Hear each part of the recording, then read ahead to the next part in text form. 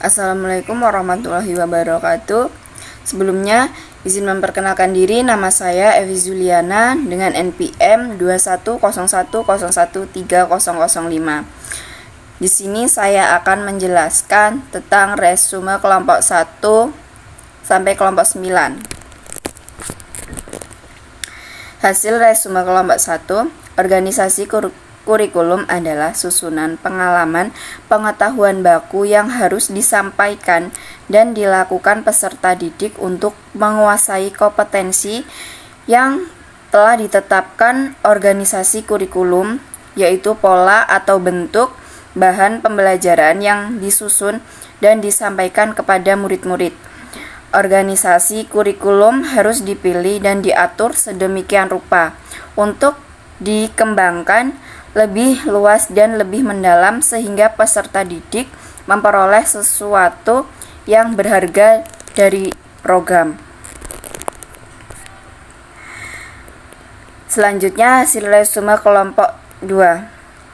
Banyak model yang dapat digunakan dalam pengembangan kurikulum. Pemilihan suatu model pengembangan kurikulum bukan hanya didasarkan batas kelebihan-kelebihannya, serta kemudian kemungkinan pencapaian hasil yang optimal, tetapi juga perlu disesuaikan dengan sistem pendidikan yang dianut dan model konsep pendidikan yang digunakan.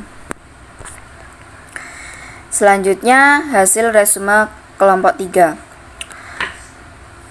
Model pengembangan kurikulum adalah model yang digunakan untuk mengembangkan suatu kurikulum di masa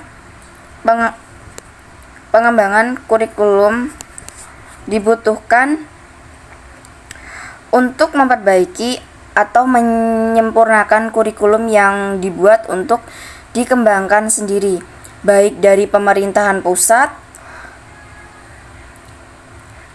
Teori komunikasi berfokus pada sikap dan kondisi manusia yang mencakup kesanggupan untuk menyadari dari bebas memilih untuk menentukan nasib sendiri, kebebasan dan bertanggung jawab, kecemasan sebagai suatu unsur dasar pencarian model kurikulum.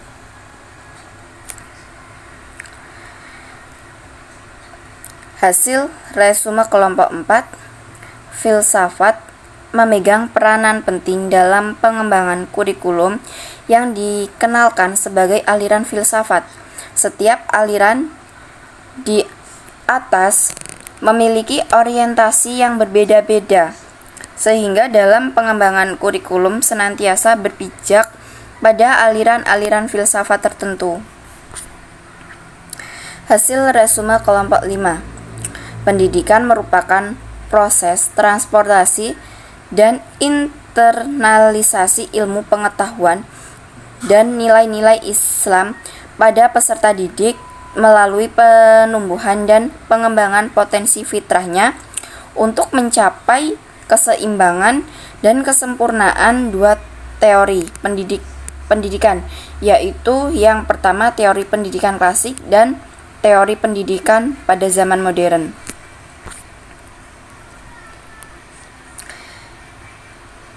Selanjutnya, hasil resume kelompok 6.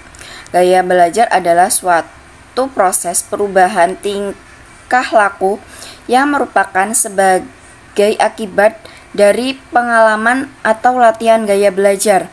Seseorang terdiri dari 3, yaitu visual, auditorial, dan kinestetik. Secara personal, diharapkan seseorang dapat mengetahui gaya belajarnya, sehingga dapat memaksimalkan potensi dan gaya belajar yang dimiliki potensi. Hasil resume kelompok 7. Kurikulum adalah penelitian yang sistematik tentang manfaat, kesesuaian, efektif, dan efisiensi dari kurikulum yang diterapkan. Model evaluasi kurikulum sebagai pengembangan evaluasi kurikulum di Amerika, Inggris, dan Australia dibedakan menjadi 3, yaitu yang pertama, model yang masuk dalam kategori kuantitatif, kedua, model kualitatif, dan ketiga, model ekonomi.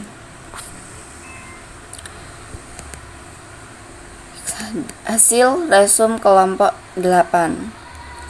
Kurikulum 1947. Kurikulum ini mengutamakan pendidikan watak, kesadaran bernegara dan bermasyarakat. Kurikulum 1952. Pada kurikulum ini sistem pendidikan dan pengajaran disesuaikan dengan cita-cita bangsa Indonesia saat itu. Selanjutnya kurikulum 1968. Kurikulum ini merupakan perwujudan pelaksanaan Undang-Undang 1945. Dan kurikulum 1969. Pada kurikulum ini membentuk masyarakat sebagai manusia yang Pancasialis, sosialis, memiliki sikap nasionalisme dan cinta tanah air yang tinggi.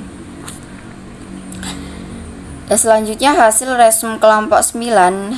Silabus itu merupakan gambaran singkat secara garis besar atau ringkasan dari pokok sebuah mata pelajaran.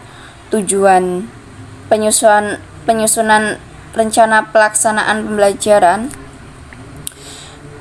Yang pertama, langkah-langkah dari pengembangan RPP. 1. Mengkaji silabus.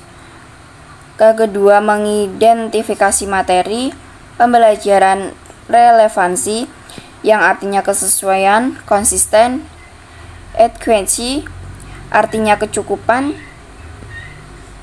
dan selanjutnya manfaat RPP.